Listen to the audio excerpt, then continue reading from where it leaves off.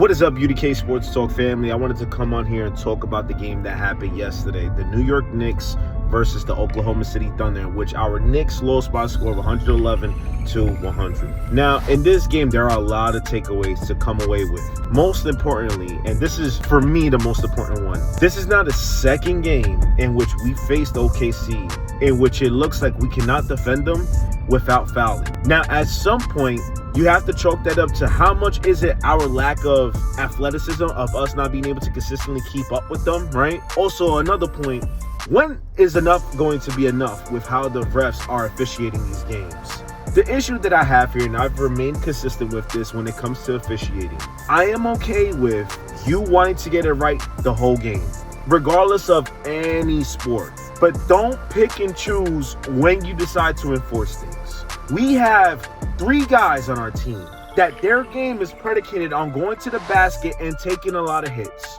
Jalen Brunson, Karl-Anthony Towns, OG Anunoby. But yet yesterday, the Knicks had a total of 17 free throws? It was 17 to 18, something stupid like that. And SGA has 17 free throw attempts. The totality of the OKC Thunder, their whole team had 38 free throw attempts. They hit 31 of 38, dog. That means that almost a third of their points came on free throws. You mean to tell me, and this is why Mike Brown got teed up yesterday, and this is why they were all going crazy. You mean to tell me that you're going to call them stupid ticky-tack fouls against the Knicks, but OKC is allowed to do whatever they want against our guys? For me personally, this is a red flag, specifically because we saw this at the Garden. At the Garden, the refs severely influenced that game, and they did it again yesterday. I am of the component of, listen, let the guys play all game long. Let them play. If you want to call it tight from the beginning on both sides. OG Anunoby should not be at 4 fouls with 7 minutes left in the third quarter? What are we doing? And then y'all out here manhandling some of our guys, and it's not a call. Come on, man. Obviously, I don't want to take this approach of blaming it on the officiating. But when you see a discrepancy of 38 free throws to 17 free throws, what are we talking about? SGA alone had almost more than the Knicks. And they weren't even hitting SGA the way they were hitting Brunson and Towns. I digress, man. It just looks like this is that new team that are going to get the benefit of all the calls. And if that's the case, because now this is 2 games in which the Knicks can't defend without fouling. I got the Knicks. I'm going to stand on it. I don't care if they lost to the Hornets. I don't care if they lost to the Thunder. I had this team making it to the finals. And I had them going all the way. And I'm going to stand on that tape. That's what these platforms are for.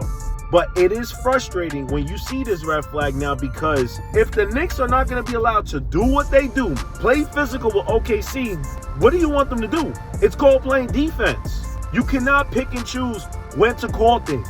And this is exactly why, I don't want to go ahead and say this, but this is exactly why a lot of fans in the totality of all sports claim that sports are rigged. 38 free throws, dog. 38. They scored 111 points. 31 of their points were on free throws. 31. That's almost a third of their points. What are we talking? I digress. I want to give a big shout out to Jalen Brunson. Jalen Brunson came through, ball, did what he does. Nothing to be surprised about there. Y'all know how I feel about JB. JB is one of those guys that when the moment is there, he's going to escalate his game to match that moment. He has a clear ability that I know a lot of people are really hard on Jalen Brunson, right? Because they say he struggles as a passer. He is undersized. He's not the most athletic. He's not a great defender. I've said this before. I don't believe that he's not a great defender. I believe he is a willing defender. He is just undersized. And because he's undersized, he can give you the max amount of effort he can defensively, but eventually what's going to wind up happening is these taller guys are going to be able to shoot right over you. That's basketball. And Jalen Brunson, I'm going to go out and say this for you guys, because it seems like a lot of Knicks fans don't appreciate what Jalen Brunson is. Jalen Brunson, in my opinion, is very similar to Derek Jeter. And a lot of the Yankees fans can attest to this, because obviously you remember how iconic the 90s were in the mid-2000s with Derek Jeter. Derek Jeter was a heck of a player. One of the best shortstops in the game, but he was never the most talented shortstop. He often got overlooked by who? Nomar Garcia-Parra, most importantly, Alex Rodriguez, Miguel Tejada, guys that were amazing offensively that could give you 35, 40-plus home runs with well over 100 RBIs, bat over 300, and were great defensively. They were better athletes than Derek Jeter. But what did Derek Jeter have? The minute those lights got bright, the best player in the playoffs, the most clutch player in the playoffs. His game escalated when the moment required it to do so. And that is what Jalen Brunson has. Jalen Brunson, it doesn't matter who you throw on him. When he is in that mode, and it's time for you to be at your best when your best is required, Jalen Brunson's game exceeds to what his max would be during the regular season. That is why I've always been critical of people who critique Jalen Brunson. Because unless you were an athlete or you played, you understand how difficult it is to perform in pressure cooker situations.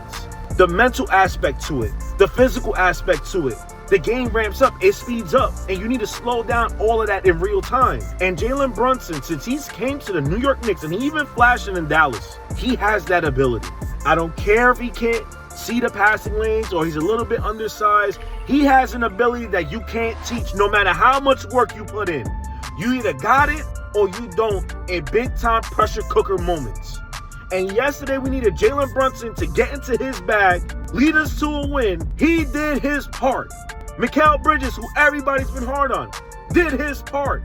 OG Anunoby was playing well until the rest want to come in and call everything. He could have sneezed on SGA and they were going to call it a foul. What are we doing? But I'm not going to get away from this. No. Because I know I love Karl-Anthony Towns. I believe he has the potential to be an absolute amazing player in the NBA. He is our most talented player, given his size and given his shooting ability. He is a mismatch. And yesterday, man, single-digit shot attempts when they are putting a small wing on you, man. And listen, he did get the ball, right? He did get some opportunities in which he did take advantage of the size matchup. But my mans, why are you not aggressive in calling your number? This is what we need, man. You on the block. Give me the rock. Give me the rock. Who's this ball-headed Alex Caruso? Get his ass up on out of here. I'm 7 feet, dog. 7 feet. You ain't stopping me. And that is the problem. Because in these big-time moments over the course of this season, Karl-Anthony Towns needs to assert himself that way, and he doesn't. Again, I don't want to overreact, but it is extremely frustrating that we are now multiple games in which Karl-Anthony Towns is not taking the shot attempts that you would like for him to be our second option. The way Jalen Brunson's mindset is when he goes into these games, I'm here to kill. Bro, we need that from you too. I said this before. The one who gets in Karl-Anthony Towns' way is Karl-Anthony Towns. It's a gritty mindset. And I don't want to be too hard on him. He has a lot going on. But brother man, they don't got nothing for you. Chet Holmgren might meet you at your size, but he ain't as big as you. Come on, man. Get on the block. Get out the way. What are we doing? If you're so concerned with the physicality that it takes playing in the post and playing that way, you are the best shooter in the game. Why have you not worked with Dirk Nowitzki on that turnaround fadeaway? If you are so concerned with the physicality for someone who shoots, where is the turnaround fadeaway? Because they're not going to be able to block it. Let's move forward. We lose Deuce McBride, likely out for the remainder of the season. Is this his last game as a New York Knick? Potentially. I would not like it to be that way, but I believe that this might be his last game, which sucks. He's diving for a loose ball. It is what it is. I'm not going to go out and say, oh, he's going to be included in the trade for Giannis, but I believe that no deal gets done without Deuce in it. So, unfortunately now, our marksman three-point shooter, 46% from three, is likely not going to be with us for the remainder of the season. That is a huge blow, but when we get Landry Shamet back, he'll fill up that void. You have Jordan Clarkson, who I thought played well.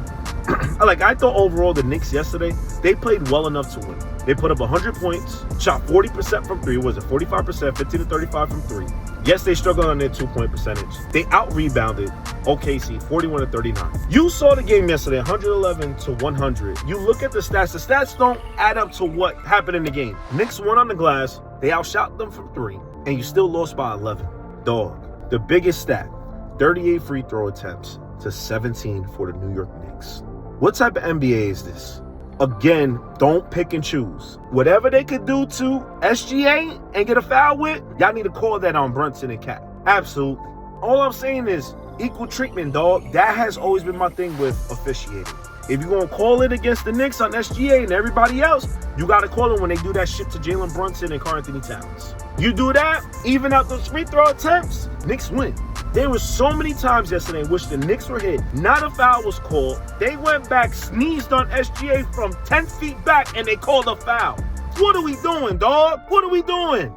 This is not the NBA people want to see, dog. The NBA people want to see is what we saw in the 90s. Gritty, everybody not liking one another. Not that many friends. Now we trying to beat you, dog. That competitive nature, that's what the world wants to see. They don't want to see this nonsense that's going on now. Now, to wrap up the takeaways, once we get Shamet back, I love the way Jordan Clarkson is playing. We're desperately going to need Shamet's three-point shooting, but I do believe that the Knicks are going to have to play Mo Diawara significant minutes. A guy who is 6'9", 6'10", that can defend, that can shoot the three, they're going to need that asset. They're going to need that skill set in the playoffs, 100%. 100%. And I know it sucks having to rely on a rookie, but this is what the roster calls for. I believe that the Knicks are going to have to potentially flirt around with a small ball five in which you utilize a guy like Mo Diawara, OG Anunoby at the five. That's what I think the Knicks are going to have to do, because if Karl Anthony Towns is going to be no call, no show on some of these games, and they're going to be calling fouls like this, you're going to have to get extremely creative with how you run your team, because yesterday was absolutely ridiculous with the amount of fouls that were called. And I do think that when these teams were going small and they were using this speed against the Knicks, how would that look if you have Mo Diawara at the 5, OG Anunoby at the 4, let's say hypothetically Mikal Bridges at the 3? Who's your 2? Who knows? Is that Jalen Brunson? Are you going to run it with Kolek? Or are you going to run it with Jose Alvarado? Is it going to be Shamet with Brunson at the 1? Like, you just got to get creative. But I think those are lineups that the Knicks need to tinker with, or at least be a little bit creative with, in terms of, let's see what this does, because we got, 8 games left. Next up in Houston, it's time, man. The red flags are there, but I just have so much faith in Jalen Brunson and the guys that are there, because they understand the significance of the moment. And I love the fact that Mike Brown was up in there talking that talk yesterday. I think this team is going to be able to pull through, man. I just feel that way. I can't explain it. That's just how I feel. But let me know in the comments what you guys think about the game that happened yesterday. It is unfortunate that we lost another game to the OKC Thunder, and it just felt like the 2 games in which we played against them, we should have won at the Garden. We should have won yesterday, and officiating really dictated the outcome of those games, which is extremely frustrating. Now, were the Knicks underdogs going into yesterday's game? Absolutely. OKC has been playing really, really well. They were 5-0 in their last couple of home games. I want to say they're 9-1 in the last 10 games. So they have been playing extremely well. They're ramping up for the playoffs, and they know it's championship time. But come on, man. All on free throws, man. Come on, what are we doing? It's either the Knicks can't defend without fouling, or the refs are just doing what they're doing and trying to get OKC to the finish line with the 1 seed. I don't want to go out and make that accusation, but dog, some of them calls yesterday ain't make no type of sense. But let me know in the comments what you think. Don't forget to like, comment, sub to the channel. Check off the bell notification icon to become part of the family. And I'll catch you guys on the next one.